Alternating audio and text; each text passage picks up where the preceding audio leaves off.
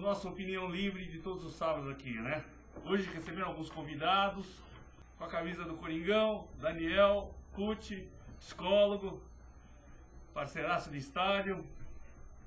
E aqui à minha esquerda, de camisa vermelha, o grande Ednilson Valia, do site do Terceiro Tempo, do meu padrinho Milton Neves. Que beleza! Tudo bem, Aristeu? Como é que tá? Grande Ednilson, Vamos falar prazer pouco... em tê-lo aqui com a gente. Falar um assunto que ninguém fala, que é o Corinthians. Né? Só um pouco, né? E aí, Daniel? Prazer estar aqui. Pra galera aí. O assunto Corinthians, um assunto que ninguém fala, que o Milton quase não cita, né?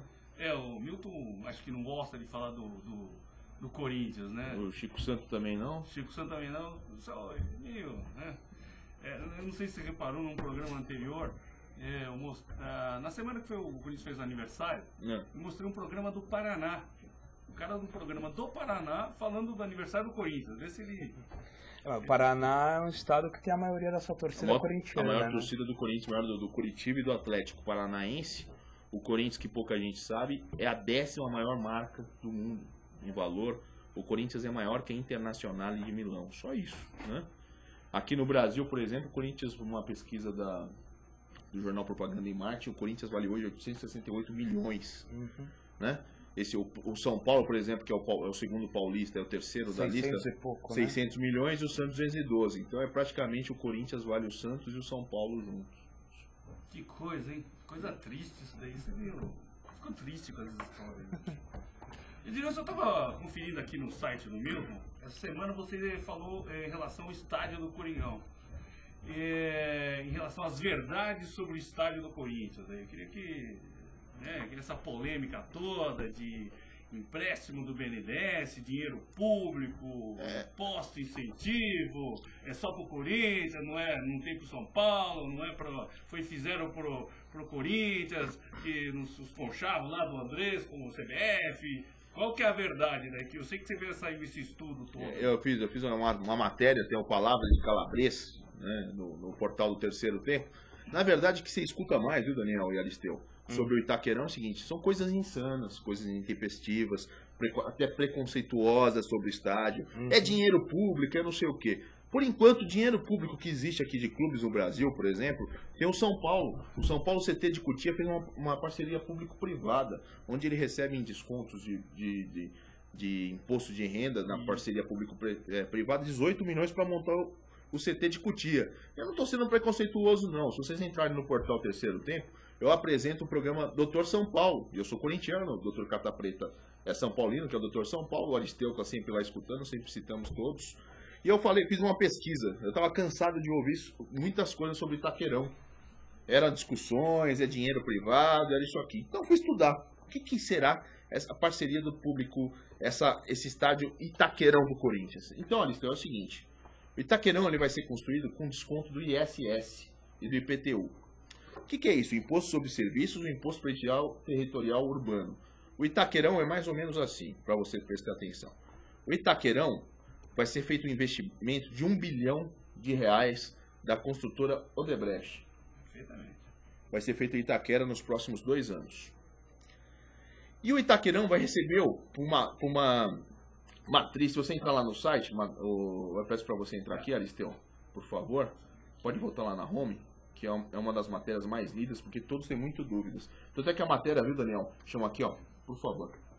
Chama aqui, ó, Palavra de Calabres, Itaquerão. Os argumentos que muitos temem.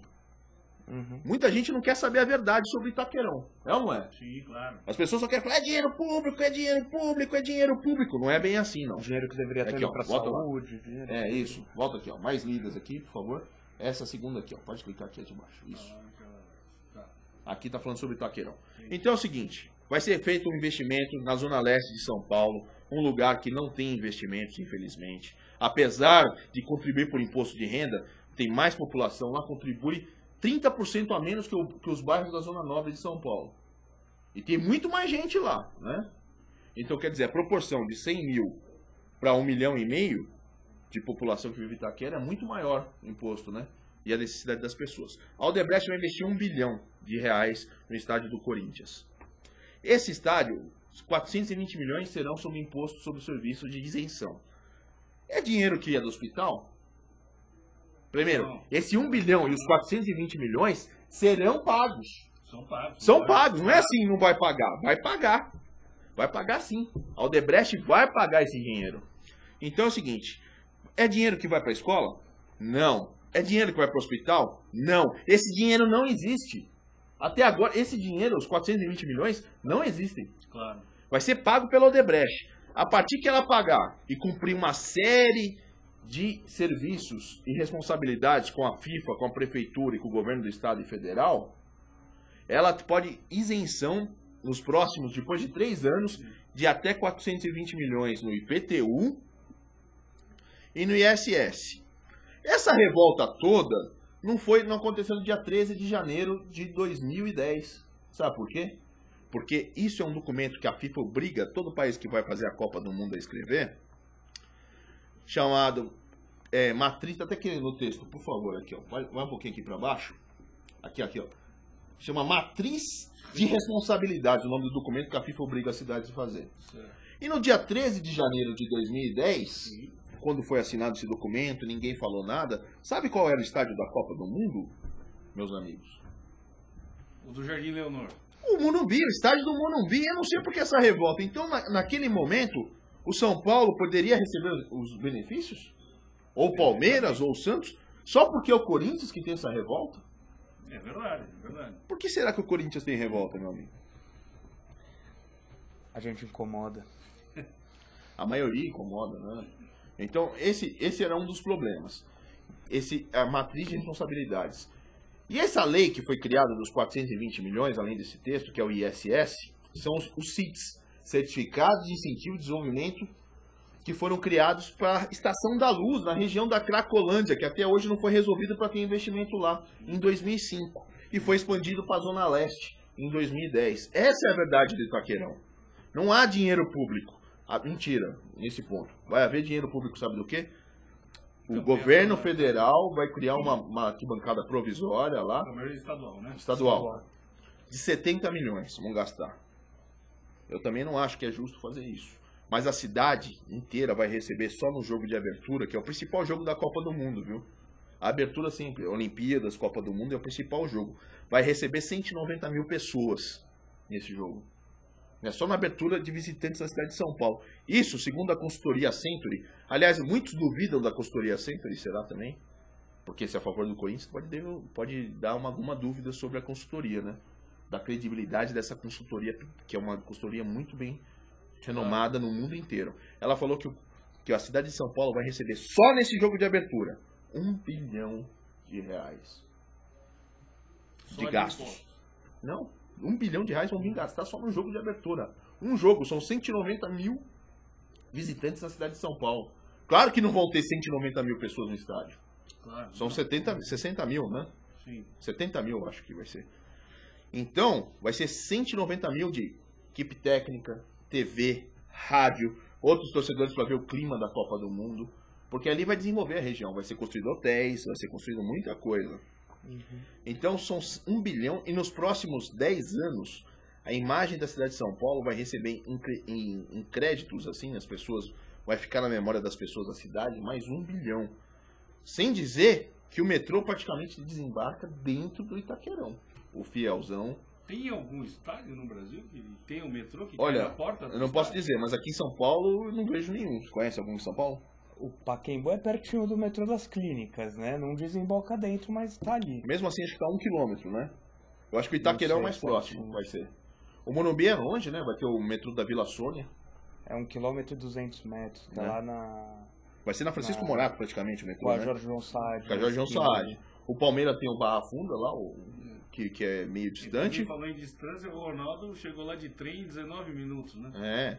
E o Canindé também é distante. Eu não vejo. Então, esse é os certificados. Agora, outro dia foi levantada a questão médica, né? Sim, sim. Pô, mas se o Alex se machucou, o Alex que se machucou no Corinthians e Santos aí no último, no clássico paulista, ele machucou, o que aconteceu? Ele foi atendido no São Luís do Morumbi, que é distante, né, do Pacaembu até. Poderia levar no Se a Copa fosse no Morumbi, ele teria 2 hospitais muito próximos, realmente. O Einstein e o São Luís Morumbi. Se machucar no Itaquerão, a distância é de 12 km pro São Luís do Tatuapé, da Anália Franco. Não é tanta distância de helicóptero, chega muito rápido. É mais um motivo para desenvolver a Itaquera. Eu até eu mandei uma mensagem pro presidente André para fazer um heliporto no estádio do Corinthians. E vai ter, sem dúvida. O presidente da FIFA vai chegar lá. Vai ser uma nova área de desenvolvimento para a cidade de São Paulo. Tão concentrada aqui, né? Tudo aqui no centro. Se você pegar ali do centro da Praça da Sé até o Morumbi, todas as coisas boas de São Paulo, praticamente tudo cultural, cinema, tudo está desenvolvido nesse quadrilátero, serviços. E hoje eu moro em Santos, mas eu morei minha vida inteira na Zona Leste, né? Até os 30 anos ali, hoje eu tenho mais.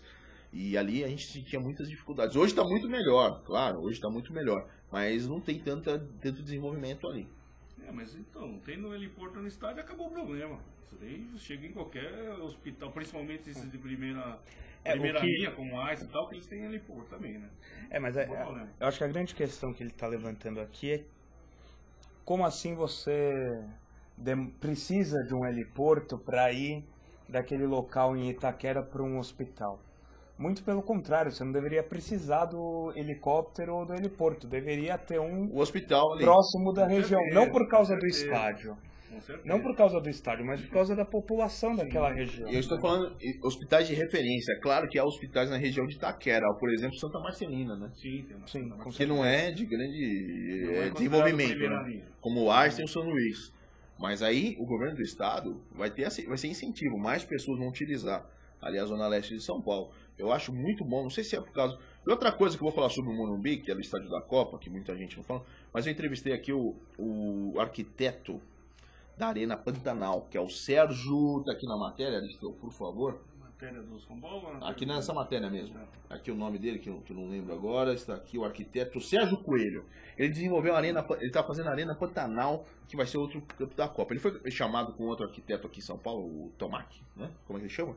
Um arquiteto muito famoso aqui em São Paulo, que foi ver o Morumbi também. E o que acontece com o Morumbi, segundo esse arquiteto Sérgio Coelho? É um estádio ultrapassado, os padrões FIFA. Aliás, quarta-feira eu fui assistir São Paulo e Corinthians lá, e os banheiros da Cativa são maravilhosos. Você desce lá, muito bem cuidado. Os da arquibancada você faz xixi no chão. O Morumbi não arrumou nem o banheiro ainda, né? O São Paulo que está falando. Aí o São Paulo tem que continuar com o desenvolvimento. Não tem lugar para parar o carro. O Morumbi nunca teve lugar para parar. Outra coisa, quando você sai do Morumbi, todos andam pelas ruas, né? Não fecha.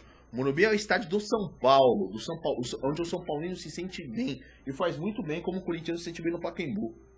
Né? E o Santista na Vila Belmiro, o Palmeiras no Parque Antártico. Ali é do São Paulo. Então, quando eu fui lá esse Sérgio Corrêa, o que ele falou, meus amigos? Ele falou o seguinte, Aristeu. Ele falou que o estádio, os padrões FIFA, não seriam ótimos. Primeiro, que a área de imprensa técnica seria longínqua. Seria ali perto do Shopping Butantã.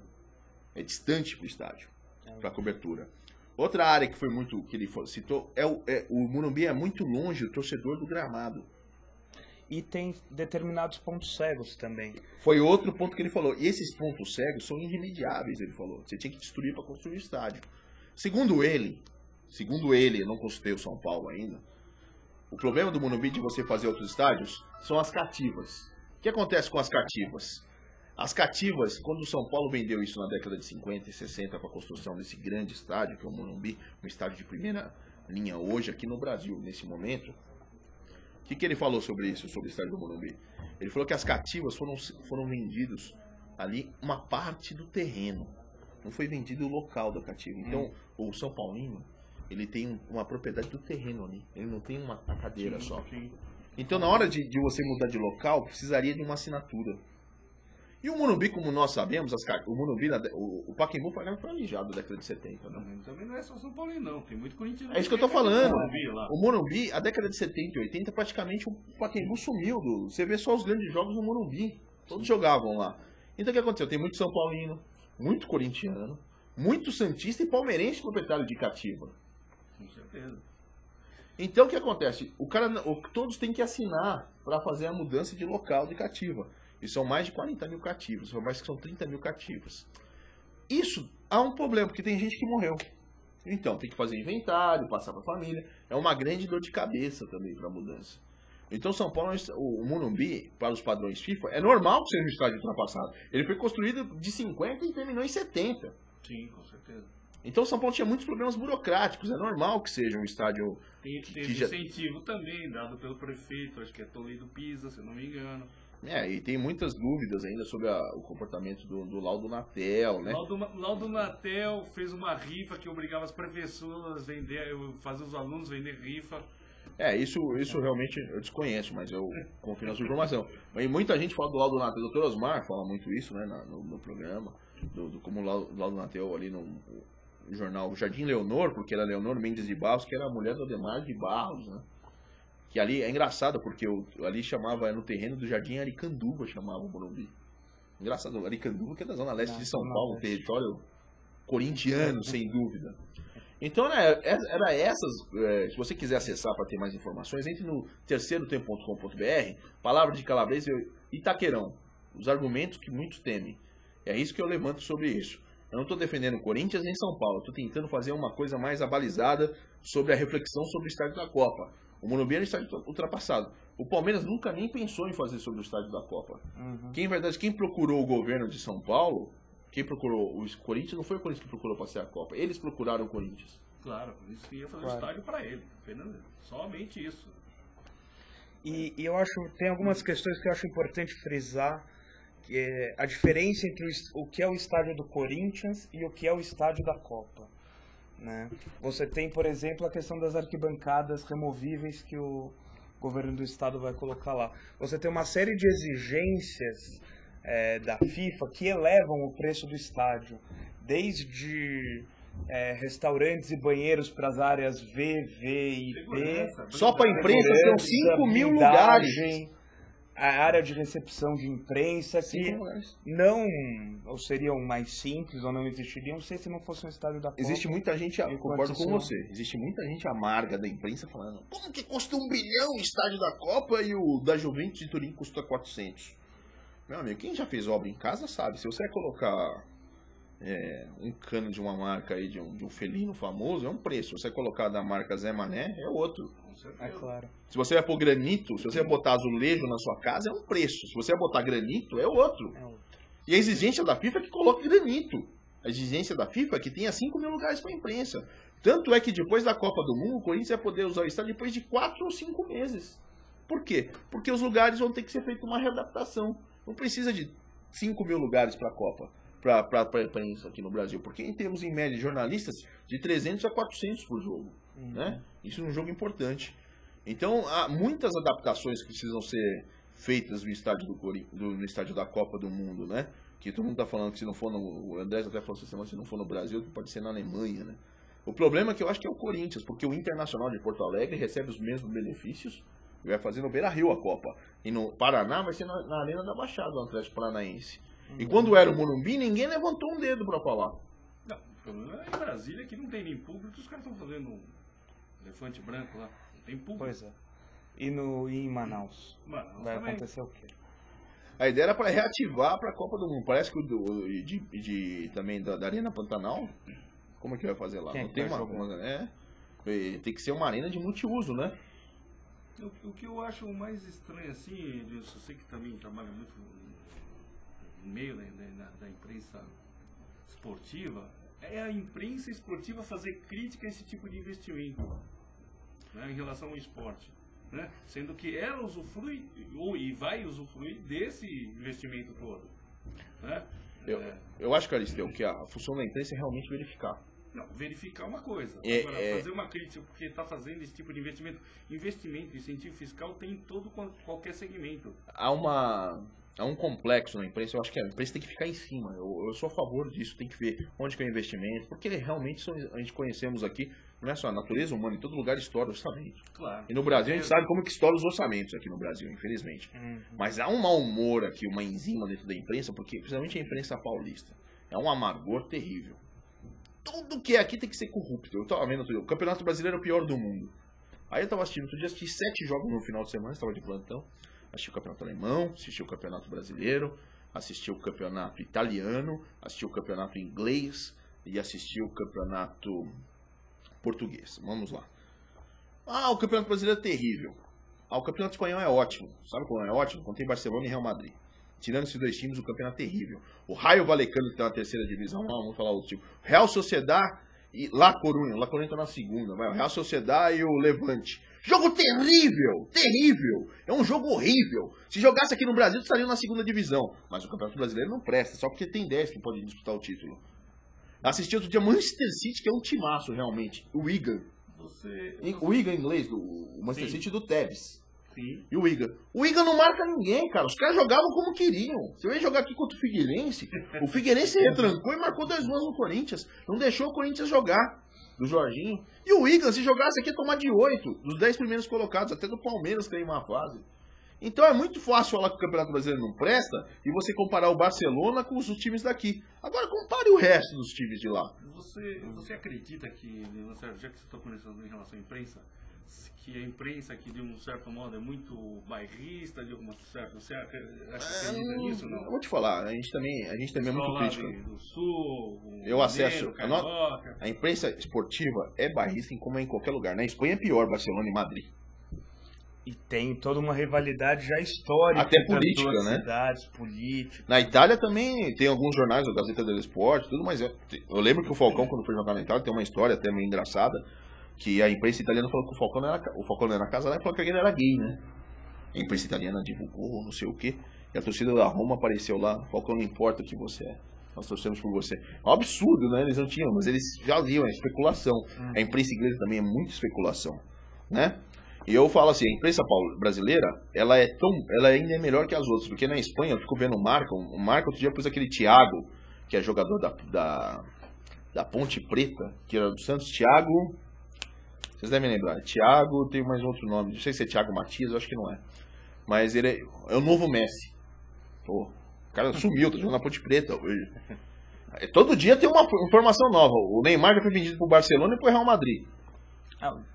O De Federico era o novo Messi. A imprensa argentina é a mesma coisa. Então a imprensa brasileira é igual às outras. Só que a gente tem um problema. A gente tem um complexo de inferioridade absurdo.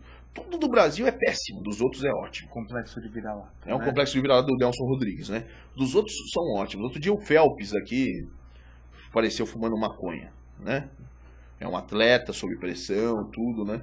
Não foi pegado no doping. Aí apareceu o Cielo com problemas lá no... O Cielo já foi execrado, não interessa, tá pego, vai pra cadeia, né? Não é absurdo, o Cielo ele fazia exame cada 3 meses. Por que não dá o crédito pro cara se ele é um campeão olímpico, um atleta exemplar? Entendeu? E ele era um atleta exemplar, né? Era um atleta exemplar e já condenaram ele praticamente a carreira. Agora não, é brasileiro, né? Tem que fazer assim. Não, mas aí tem uma coisa também que é uma tendência aí dessa imprensa a causar uma polêmica que se estampa na capa do jornal, da revista ou na chamada da televisão e do rádio, e o ouvinte, o telespectador, o leitor compra pelo que está escrito ali na capa. Então você gera... Quantas polêmicas já não foram geradas de forma absolutamente infundada, simplesmente com o intuito de vender? Eu concordo com você, mas tem um problema. Isso não é só aqui no Brasil, isso aqui é no mundo. Sim, olha o Alé da Argentina, então. Eles chamam os brasileiros de macacos, né? O que eu tô falando é o seguinte, a imprensa tem a obrigação não de dar a opinião final, mas trazer o benefício da dúvida. Ela não tem que formar, ela é formadora de opinião, ela é formadora de argumentos para você ter a sua opinião. E de levantar informações de fontes confiáveis também. Por exemplo, o Cielo, eu acho que foi um grande injustiçado nisso, porque ele tinha que ser condenado que nem os outros, mas o cara tem um histórico perfeito, peraí. O cara outro dia tava num restaurante, ligou um cara da Federação Internacional, lá, Confederação Internacional de Natação, você vai fazer o exame de doping agora. Falou, onde você tá? Tô no Rio de Janeiro, restaurante tal. O cara foi lá, chegou, ele foi no banheiro, coletou a urina, deu pro cara. Não apareceu nada. E por que não dá um critério pra esse cara? Você acha que ele tem que ser comparado igual aquele que já foi punido 2 vezes? Por exemplo, dá pra comparar o histórico do Cielo com o do Jobson? É, quase igual. Brincadeira, não nada a ver, né? O Jobson é um jogador fantástico, né? Eu acho um cara habilidosíssimo. Já que você está vendo esse detalhe, assim, uns outros parâmetros que eu queria colocar, assim, eu colocou no detalhe do Jobson. Você não acha que o jogador de futebol, ele é um cara muito privilegiado? No geral, torcedor, cartola, a imprensa são muito condescendentes com o jogador de futebol, principalmente as estrelas. Eu acho que tem até certo ponto sim. Você que é psicólogo, Daniel, eu preciso fazer essa pergunta pra você. O cara, outro dia, o cara andava com vale transporte ou de bicicleta pra jogar bola. Aí ele estoura num clássico e começa a ganhar do dia pra noite 250 mil reais. Muda a cabeça de qualquer um. Não é só a dele, a nossa também mudaria. E a gente cobra uma maturidade de um jogador de 17, 18 anos de um homem de 40. Né? Outro dia o Neymar discutiu lá com o Dorival Júnior. Todo mundo caiu em cima de pau dele. Eu acho que ele tem que ser cobrado sim, mas não do jeito que foi. Pô, o moleque é um menino, é um talento que... absurdo. Não pode. É privilegiado porque trabalha no que gosta, ganha muito bem pra fazer o que faz, mas sofre uma pressão maior que a do presidente da República. Isso eu tô falando de jogar dos outros times, porque se ele jogar no Corinthians a pressão é triplicada. Mas, por exemplo, o caso Chicão, que foi o caso da semana aí. Você acha que ele foi correto em pedir para não ficar no banco de reserva? Mas aí a história é outra. A conduta, tô falando, alguns jogadores precisam ter... A conduta do Chicão foi terrível. Ele vinha jogando nada realmente. Sim. E ele foi escalado para ir para reserva. Ele falou, não quero ir para reserva, não quero ficar. Então quer dizer que ele não estava integrado ao grupo, né? Segundo a declaração dele, que ele deu entrevista em várias emissoras lá, ele se sentiu emocionalmente abalado. Emocionalmente abalado pode acontecer com a gente, mas a gente tem que trabalhar no outro dia. O Chicão não é diferente disso. O que você aí, o psicólogo Daniel, o que você diz do emocionalmente abalado do Chicão? Eu acho que o emocionalmente abalado às vezes é subestimado. Eu não tô dando razão pro Chicão. Eu ainda acho que essa foi uma história meio mal contada, na verdade. Tanto as razões de tirar ele do time titular da forma como foi feita, né? Foi meio de repente, meio em cima da hora, dia anterior de um clássico, um cara que tá aí no time faz 3 anos e alguma coisa, quanto a própria atitude dele de... Pô, tô emocionalmente abalado. Faz sentido? Faz sentido. Eu sou jogador, eu tô há 3 anos e 8 meses, se eu não me engano, no Corinthians. Tô na titularidade, eu sou o capitão da equipe. A impressão que me passou é que ele foi dispensado, colocado no banco meio sem aviso. E só... Vou colocar então 4 tópicos aqui só para lembrar. O Tite mesmo falou que ele chamou o Chicão para conversar e comunicar isso para ele. Sim. Outro detalhe. Sabendo que havia desfalques na defesa, o Fábio Santos se prontificou a jogar. Ele não estava... Eles ligaram pro Edu, Gaspar ligou pro Fábio Santos. Se prontificou. O Castan, que apareceu na semana, Castan não fala com o Chicão. E o Ralf, que manifestou na mídia descontentamento. O Sheik também, o Emerson Sheik também. O Corinthians, você vê dentro de campo que tá quebrado o elenco. Mas isso quer saber? De elenco tá quebrado? Eu tô um pouco me lixando pra qualquer um. Mas será que tá quebrado? Parece que tá quebrado assim o relacionamento do elenco. Parece que há vários grupos dentro do Corinthians. Um parece que é do Chicão e dos outros. O Corinthians, em 98 e 99 foi bicampeão, não se falava ninguém. É normal você trabalhar numa empresa e você não se dá bem com outra pessoa. Eu acho isso normal. No futebol é pior, né? Porque é um trabalho em grupo. Mas em qualquer lugar é assim. O Palmeiras de 93, que era um timaço, também não se falava com ninguém. Os jogadores não se batiam. Mas chegavam em campo, jogavam. É isso que tem que acontecer. O time jogar. Aquele Corinthians das 10 primeiras partidas, nunca mais vimos, né? Também tudo dá errado, né? É bola em cima da risca. Contra o Santos é uma bola na trave. 2 bolas em cima da risca. Isso vai quebrando emocionalmente o time. Mas você vê como é engraçado o ponto emocional e o ponto da confiança, né? O cara, eles não se falam, mas se trabalhar tá tudo bem. Agora, para ele conseguir separar o que é trabalho e o que é... Pô, eu não vou com a cara desse cara no dia a dia, não vou tomar um café da manhã com ele antes do jogo, sabe? Se você não tem isso claro, e a maturidade para entender isso, esse time, essas rixas pessoais, mesmo... Não precisa nem ser um desafeto, é simplesmente um não vou com a cara desse sujeito... acaba se refletindo, inevitavelmente, né? O que eu acho, por exemplo, eu vejo jogadores, não só o Chicão, o Jorge Henrique, que faz muito tempo que não produz, que já produziu, acho que o Jorge Henrique já foi o jogador mais importante do time do Corinthians, deixou de ser, caiu muito de produção, o próprio Alessandro caiu muito de produção. Mas isso não seria pelo fato de ter sido, de uma certa forma, aí, vamos dizer... extremamente enaltecido, que eles foram em 2009, fizeram uma campanha no primeiro semestre muito legal, e aí a torcida gritava Jorge Henrique, gritava Chicão, gritava Felipe, gritava todo mundo lá. Isso, o que mexe em relação ao emocional do cara? Ele se acha o dono da bola, e aí ele acha que ele pode fazer o que ele quiser.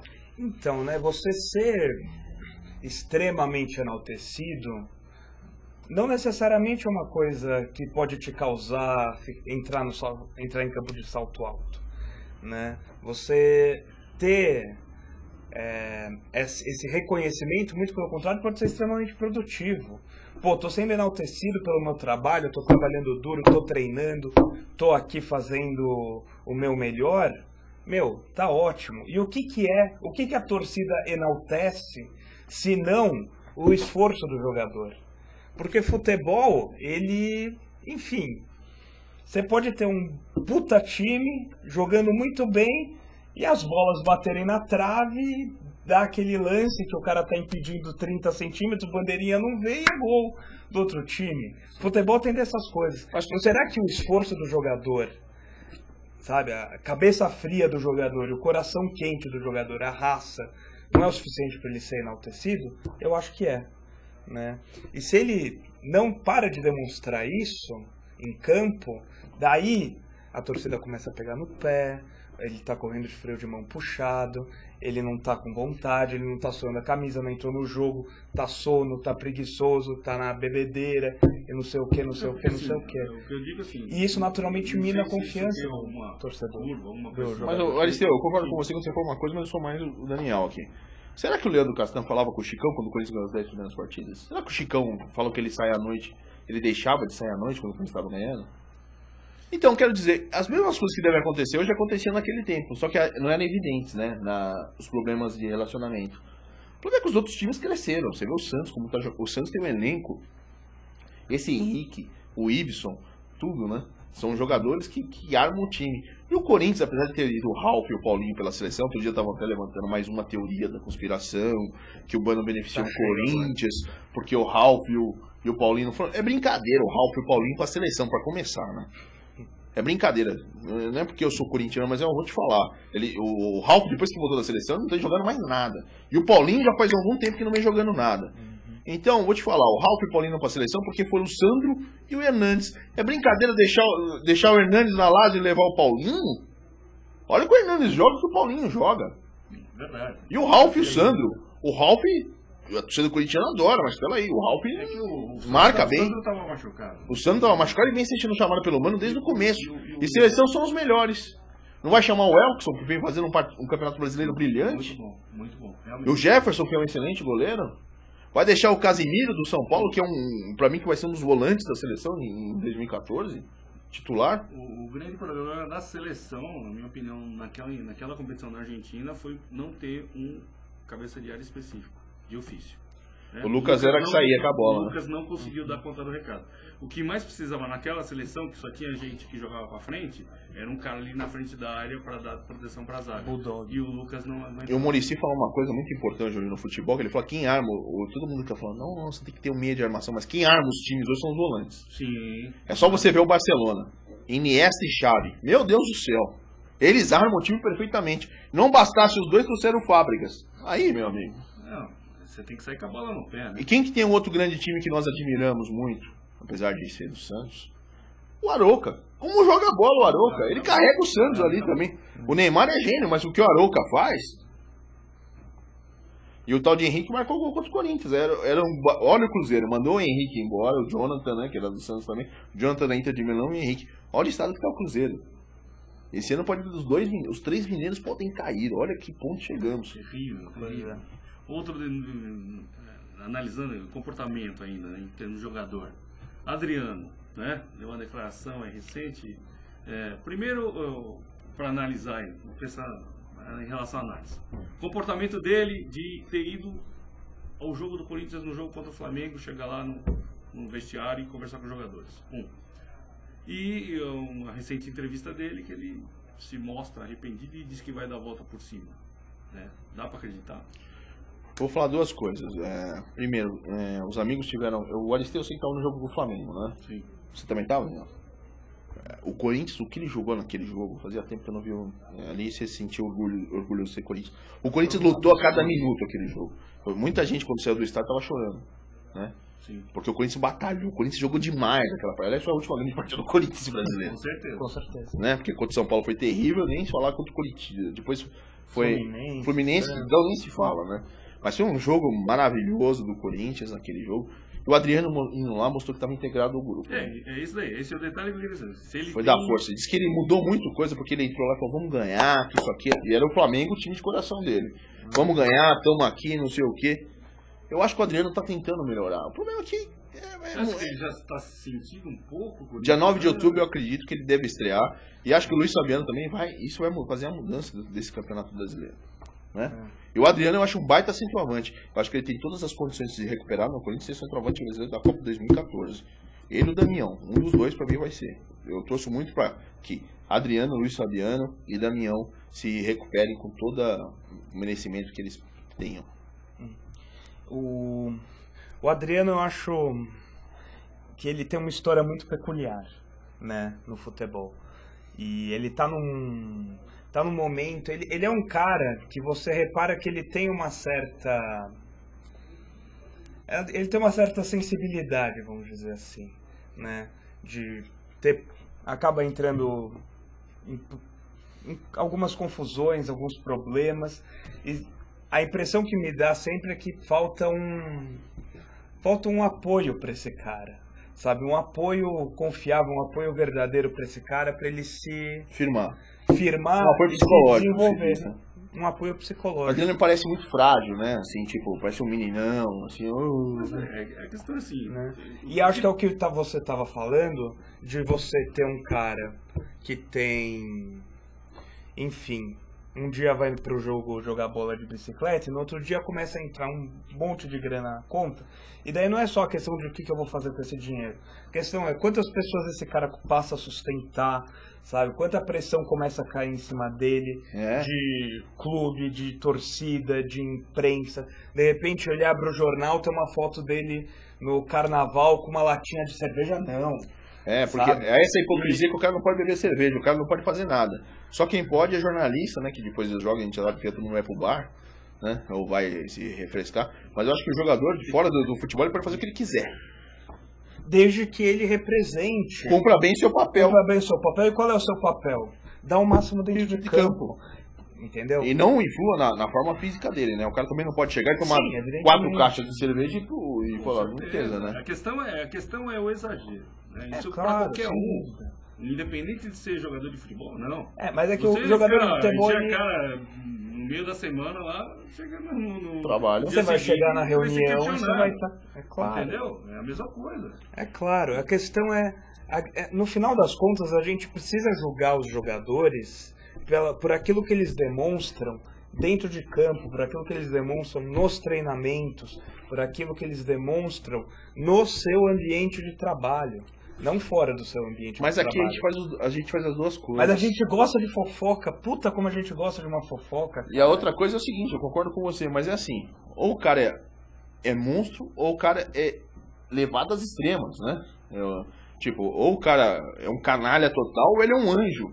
Ele não tem um meio termo aqui no Brasil para ele ser analisado. Se ele faz uma jogada genial, não interessa se o cara ficou o jogo inteiro com a mão na cintura. Tem um jogador que hoje é comentarista de televisão, muito bom comentarista, muito bom apresentador. Quando ele jogava no time grande de São Paulo, hoje ele fala na televisão que ele corria, que não sei o que, mas eu lembro, eu assisti vários jogos dele que ele ficava com a mão na cintura, assim.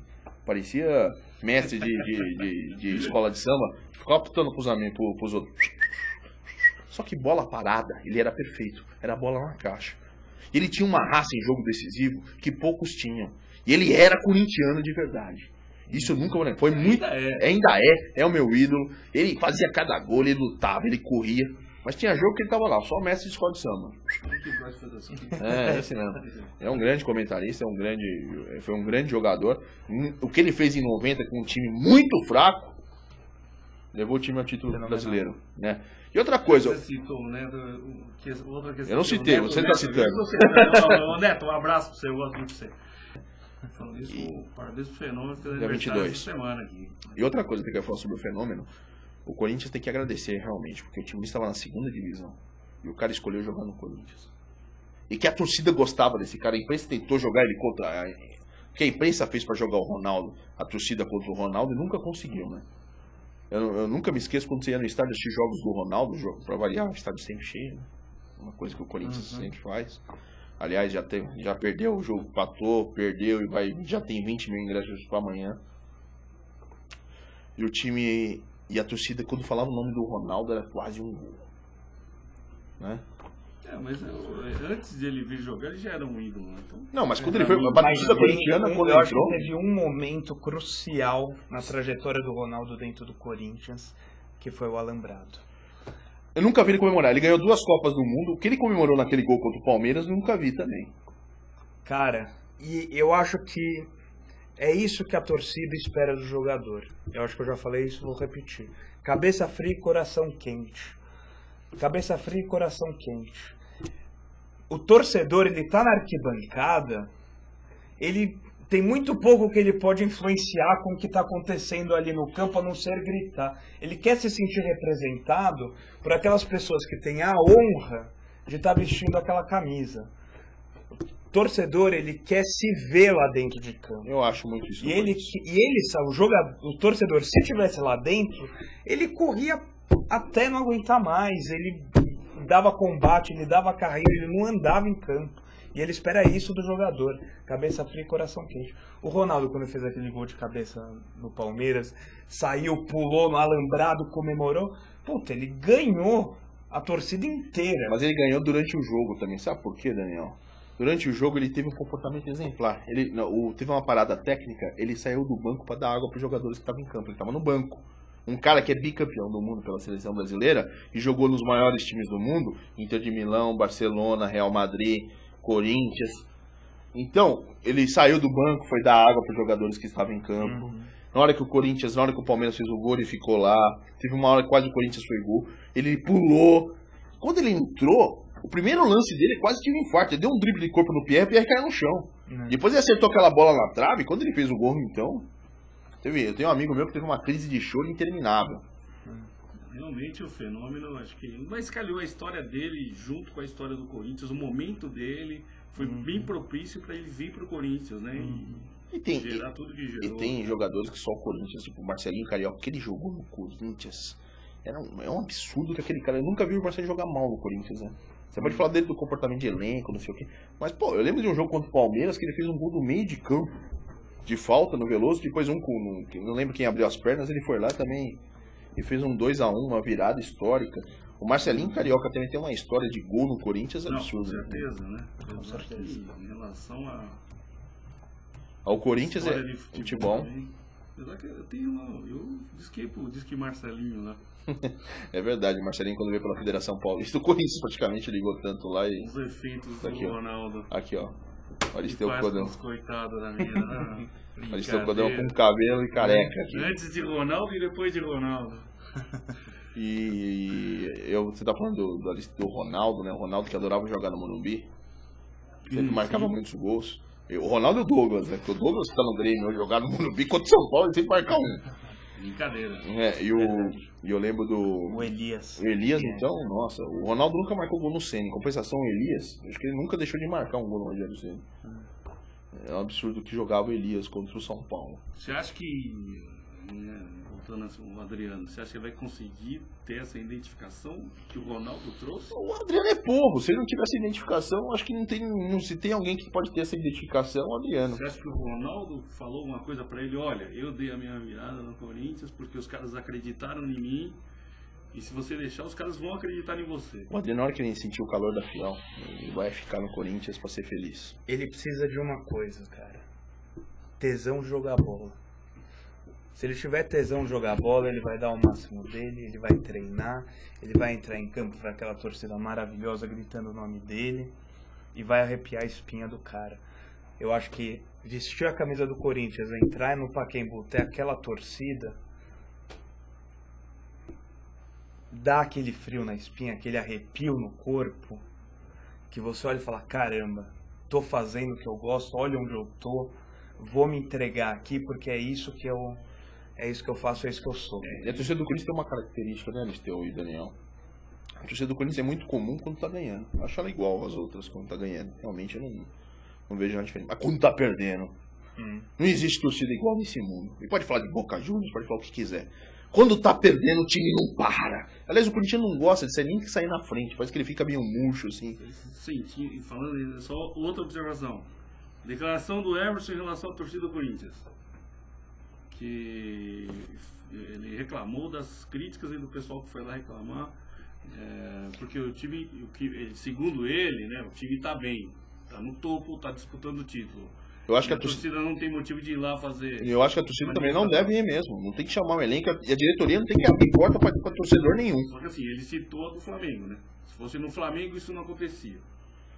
Mas o Sheik, dentro do campo, ele corre, viu?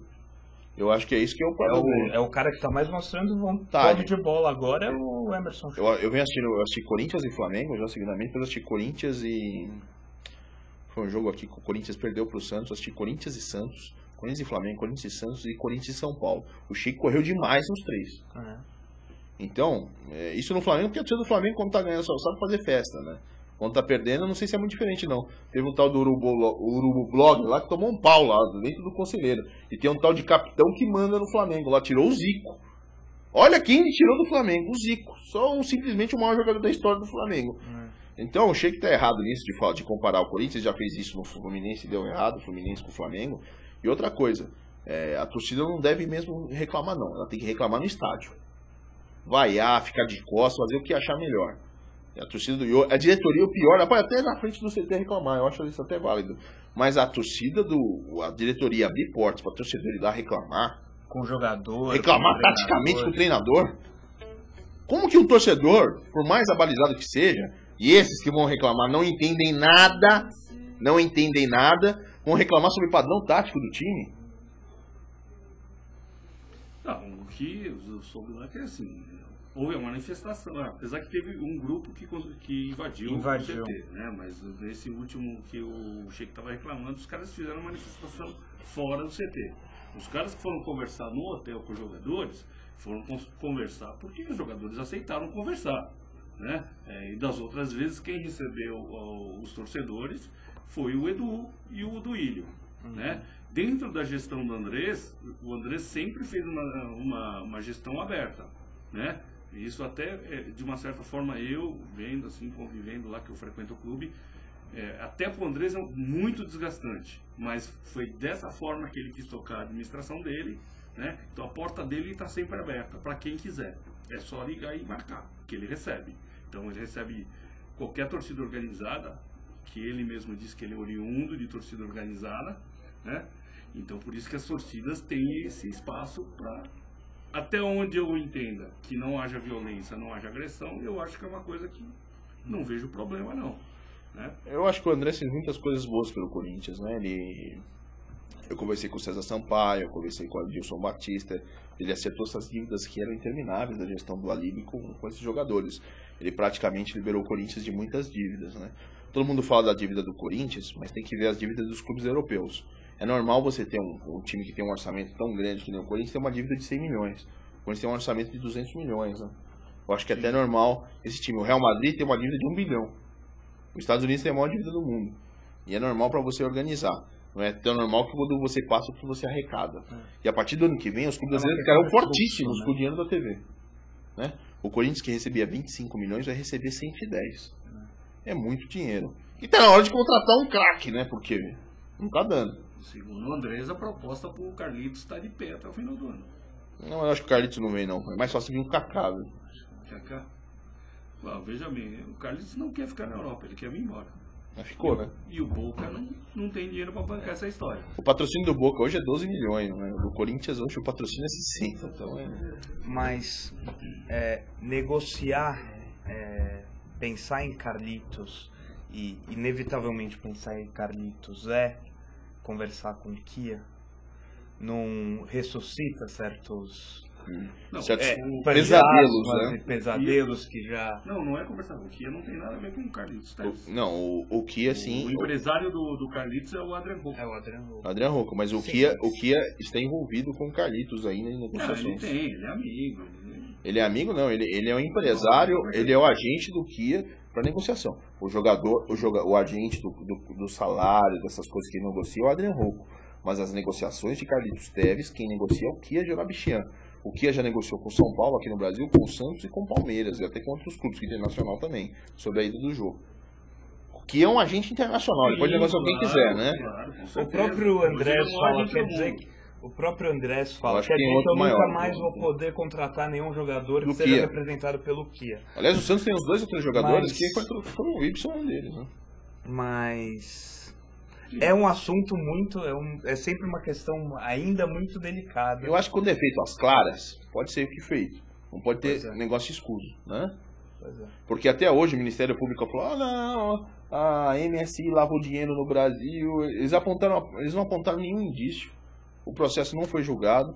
Porque sempre é quando é acusado do Corinthians, nossa, teve roubalheira. Não, o que foi a MSI? O negócio do Carlitos Teves, aliás, teve um clube aqui de São Paulo que vendeu o Juninho Pernambucano e deu um problema grave com a Receita Federal.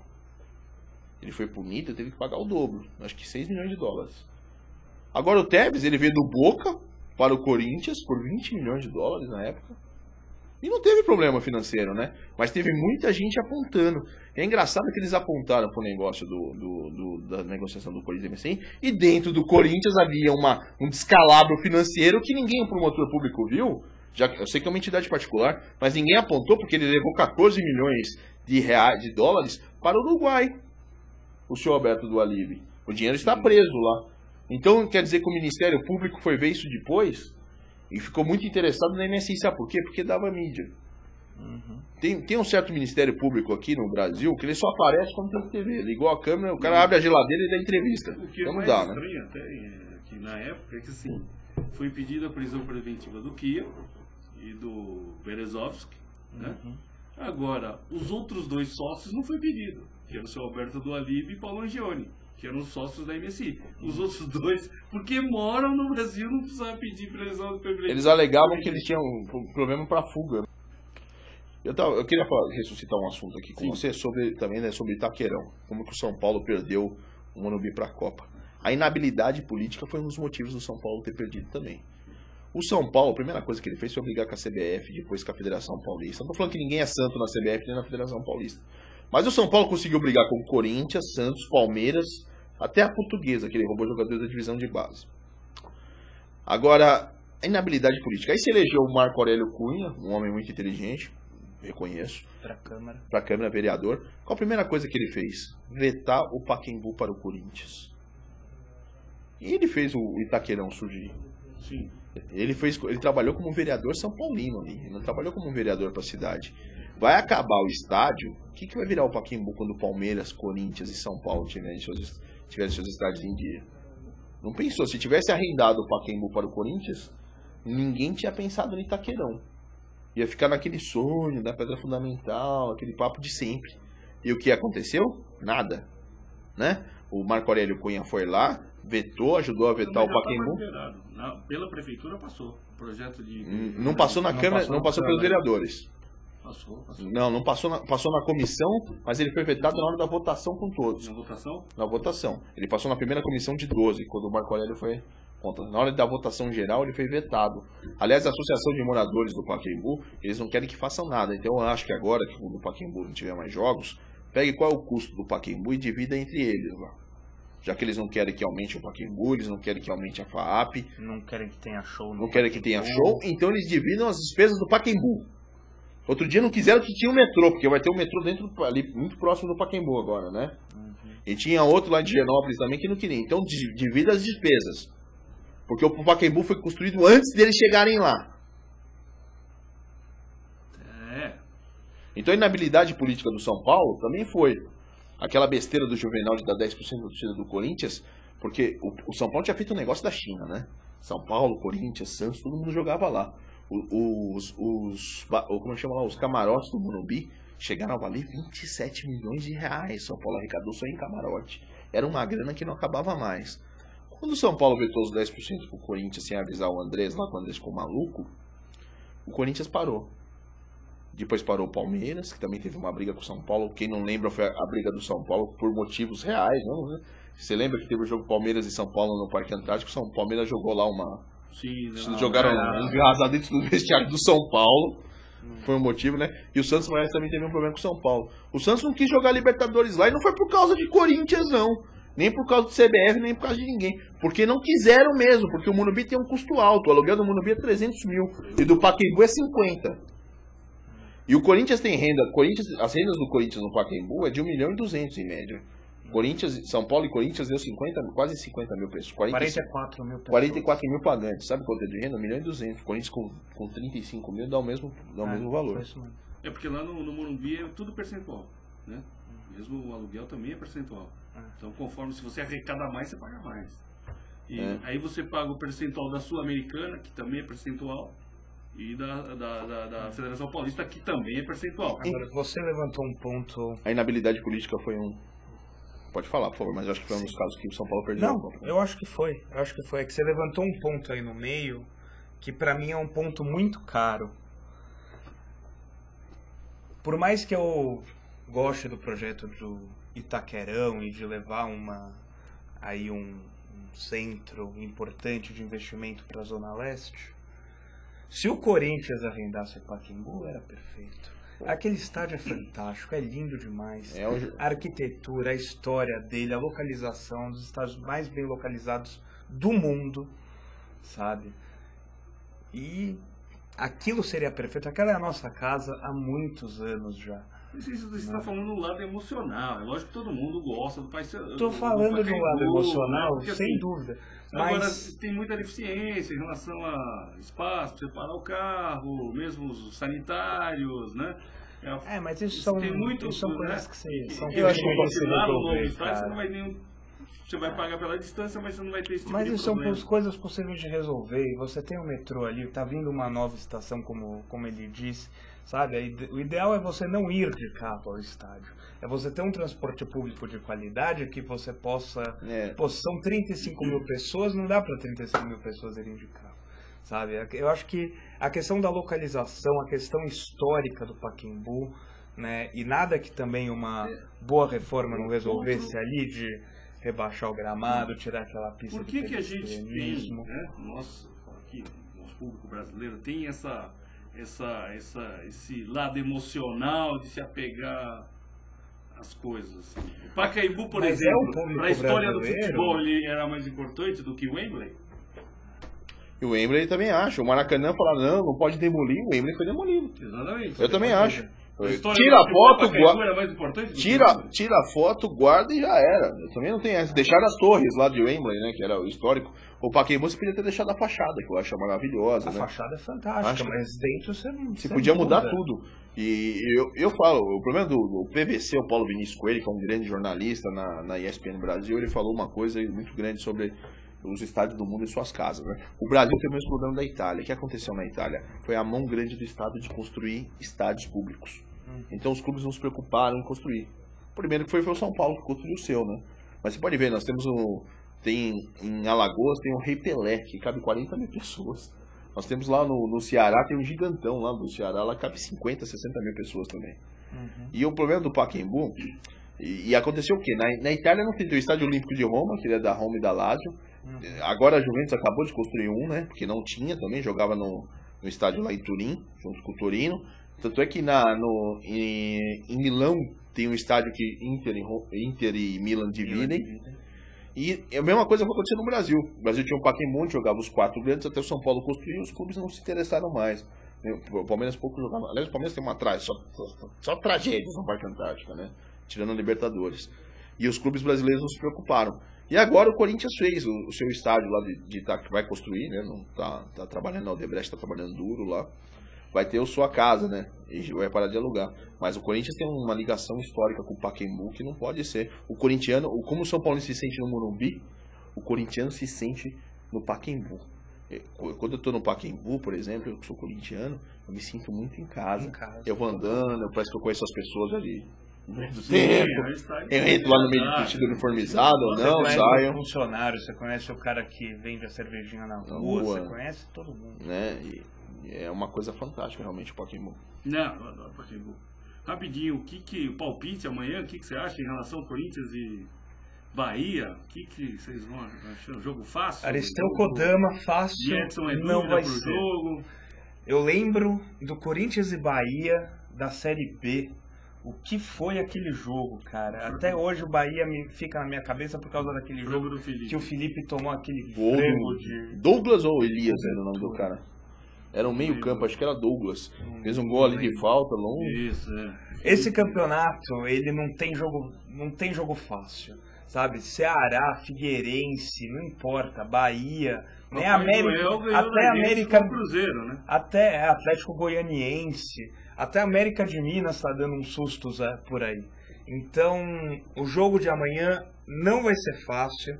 Eu acho que vai ser aquele jogo apertado, difícil, travado. Eu acho que o Corinthians sai com a vitória, mas com uma vitória magra. Não vai golear, não vai meter 3-0, vai meter 1, vai meter um 2-1 no máximo, sabe? E vai ser sofrido. Agora, por que eu acredito muito que o Corinthians vai ganhar esse jogo? Além do fator de jogar no Pacaembu, se bem que parece que domingo virou um dia amaldiçoado, né? Virou, 5 domingos por isso não ganha. Mas, enfim, apesar de ter o fator positivo de estar jogando no Pacaembu, além disso, é um momento crucial no Campeonato do Corinthians. O Corinthians está em 4º lugar, com o Botafogo aí que tem um jogo a menos disputando também e que poderia ser líder agora. Com o Vasco que está embalado e que está com essa união causada pelo Ricardo Gomes, isso juntou, uniu o grupo daquele grupo de uma forma muito bonita. O São Paulo tá aí, mas eu não acredito que tem bala para chegar até o fim nessas primeiras posições disputando. Então esse se torna um jogo crucial para o Corinthians. Na verdade, essa próxima sequência de 3 jogos, eu acredito. Porque a gente pega agora o Bahia, vai pegar o Vasco em São Januário, e depois vai pegar o Atlético Goianiense fora também. Não, o Atlético Goianiense já ganhou fora, vai jogar aqui. Vai jogar aqui, tem razão. Esses 3 jogos, acho que vão ser cruciais para o Corinthians se reabilitar nesse campeonato. Se fizer besteira, daí chances de título acho que diminuem drasticamente. Eu acho que vence por 2-1 e volta à liderança. São Paulo e Botafogo empatam, né? E o Cruzeiro vence o Vasco. E só para estar finalizando o programa, @Ed Calabresa aí no Twitter. @Ed Calabresa. É isso aí, Ed com 2 Ds, Y Calabresa com S. No Twitter e também lá no site Terceiro Tempo, lá do chefe Milton Neves. Muito bom. E aí, Daniel, manda um recado aí, se você precisar de alguma coisa. Não, eu queria mandar um abraço só, agradecer o Ari pelo convite, agradecer o Ed Calabresa aqui pela companhia e estamos aí. Legal, agradecendo a presença dos dois aqui. Muito obrigado, eu agradeço. Daniel, parceiro de arquibancada. Um abraço para todos aqui, acompanhem lá no Twitter, @Aristeu Kodama. E até o próximo sábado aí, galera. Tamo aí.